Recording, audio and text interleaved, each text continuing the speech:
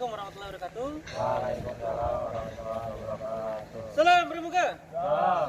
Gimana kabarnya? Sehat? Alhamdulillah. Alhamdulillah. Baik, insya Allah hari ini kita ada agenda materi ya. Nah, materi kita itu tentang navigasi darat. Oke. Ada yang pernah naik gunung di sini? Angkat tangan. Kemudian, Nabil pernah. Salman udah pernah. Sen? Murah. Belum pernah. Oke. Pernah nggak tersesat ketika sedang di hutan atau sedang naik gunung? Belum. Oh, kemungkinan karena itu sudah familiar gitu ya. Nah, kalau kalian pergi ke suatu tempat yang asing, kemungkinan tersesat itu tinggi. Ya. Makanya kita perlu belajar tentang navigasi darat. Di manakah kita berada ketika di peta, begitu ya. Nah, materi kita saat ini adalah tentang navigasi darat. Beberapa alat kita butuhkan. Yang pertama adalah kompas. Ini disebut sebagai kompas bidik ya. Kemudian ada protektor. Ada protektor 12 di sini. Ini digunakan untuk menentukan titik sama nanti untuk menghitung back azimuth. Oke. Kemudian yang berikutnya yang kita butuhkan adalah peta. Nah, di sini kita ada peta kontur ya. Ini adalah peta kontur daerah Subang. Nah, di sini. Nanti kita akan praktek ya. Praktek bagaimana sih cara menentukan titik di manakah kita berada. Oke. Nah, langkah pertama gimana? Langkah pertama adalah belajar tentang memegang kompas. Nah, bagaimana cara memegang kompas? Sederhana. Kita masukkan jempol kita. Masukkan. Jari telunjuk memegang. Kita buka. Kaki kiri di depan. Kaki kiri di depan. Nah, di sini ada visir, ada lubang kecil. Ini digunakan untuk mengintip ya. Di sini ada loop. Nah, di sini ada tembaga. Ini digunakan untuk memposisikan objek yang akan kita bidik. Pastikan objek yang dibidik adalah objek yang di dunia sebenarnya sama di peta itu ada. Oke. Nah, kita coba bidik. Di situ ada 2 tower. Kita bidik 1 tower. Kita tarik, terus kita bidik. Nah, kita lihat angkanya. Di sini menunjukkan angka sebesar 20. Oke. Nah, setelah kita tahu derajatnya, kemudian kita cari back azimuthnya. Cara menghitung back azimuth sederhana. Kalau derajatnya itu kurang dari 180, maka dijumlah dengan 180. Kalau derajatnya kita bidik lebih dari 180, maka kita kurangin dengan 180. Nah, tadi saya udah bidik 1 tower, ketemu 20. Maka back azimuthnya adalah 20 tambah 180. berarti 200. Nah, di titik yang sama kita bidik objek yang lainnya. Contoh tower sebelahnya. Kita bidik. Nah, untuk tower yang sebelahnya itu ketemu di angka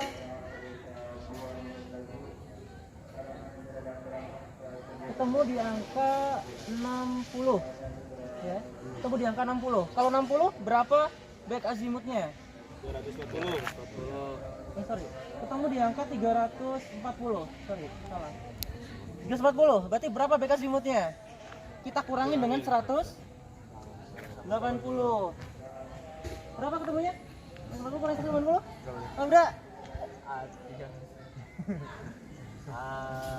340 kurangi 180. 340.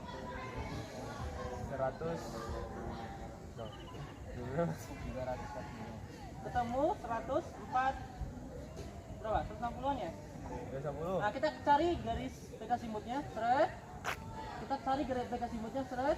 Nah, nanti ketemulah titik di mana kita berada. Oke. Nah, setelah kita tahu cara menggunakan kompas, yang berikutnya adalah langkah berikutnya adalah kita tempatkan peta utara peta sama dengan utara sebenarnya. Ya. Utara ada di sebelah mana? Utara sana. Good. Utara peta pasti di atas ya. Nah, kita tempatkan biar sama. Nah, setelah itu kita cari objek yang kita bidik yang ada di peta.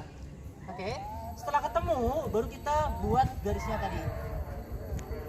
Oke, sampai sini bisa dipahami? Nah, sekarang kita coba praktekkan ya. Silakan diambil petanya masing-masing. Diambil satu orang satu. Nah, kemudian diambil kompasnya masing-masing. Satu orang juga satu.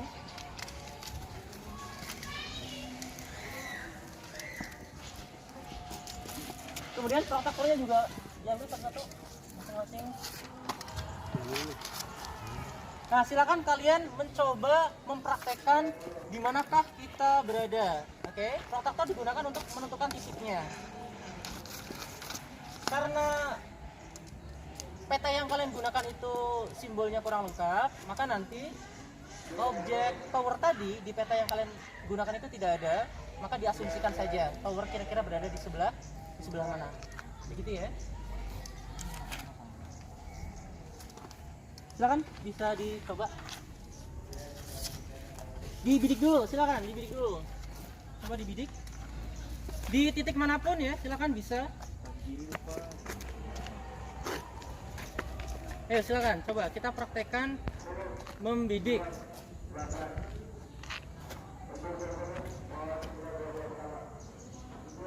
Sama udah ketemu berapa? 20 tat sama. 20, oke sama. Back azimutnya berarti 200. Oke, coba yang satunya.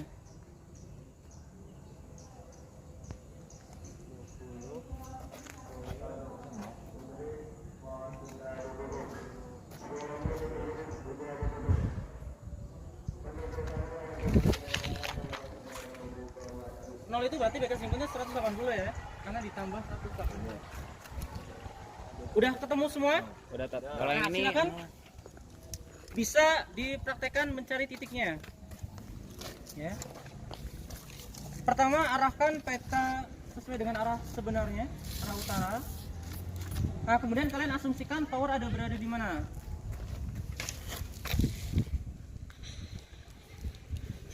Nah, kemudian kalian gunakan protractor untuk mencari back azimutnya.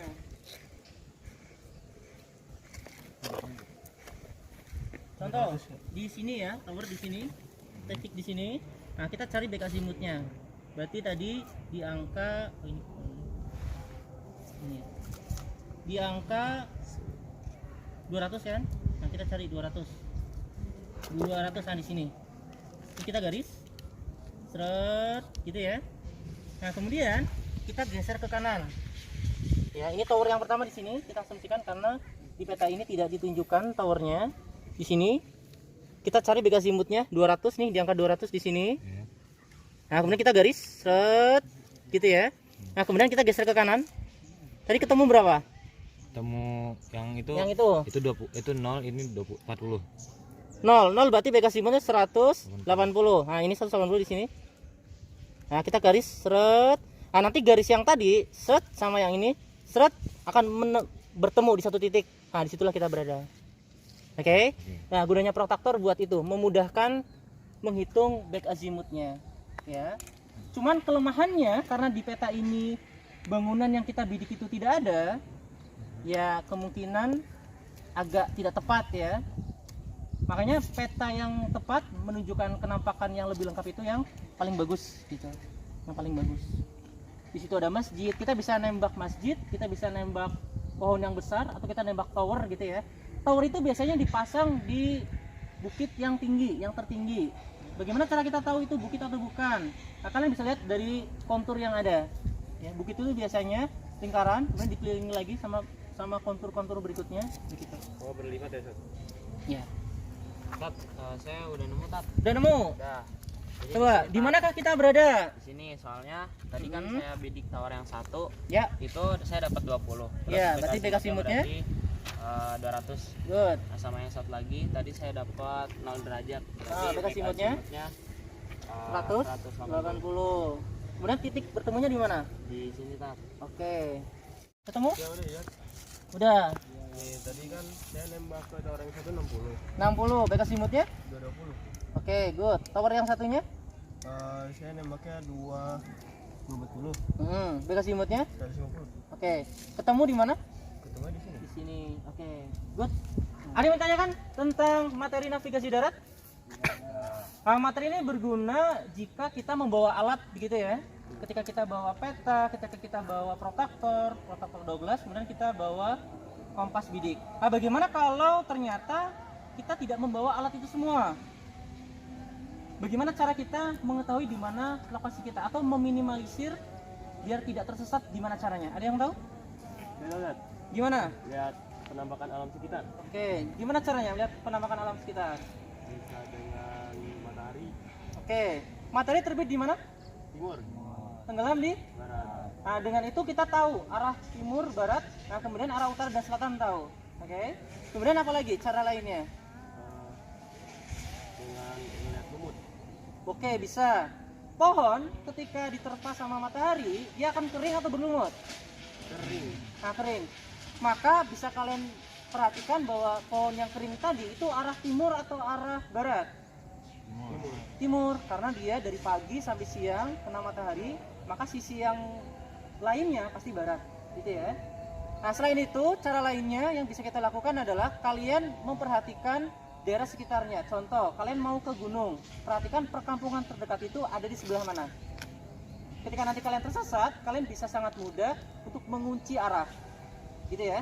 Contoh, kalian sudah tahu bahwa saya mau ke hutan Lawu misalkan, atau ke Gunung Lawu misalkan. Kemudian kalian tahu bahwa di sebelah barat Gunung Lawu itu ada perkampungan. Maka kalau kalian tersesat, tinggal berjalan aja terus ke barat. Oke, begitu ya. Ada lagi yang menanyakan? Aman? Oke, demikian materi untuk di siang hari ini. Kurang lebihnya mohon maaf. Wassalamualaikum warahmatullahi wabarakatuh. Waalaikumsalam warahmatullahi wabarakatuh. Salam Pramuka. Salam. Luar biasa. Tepuk tangan untuk kalian semua.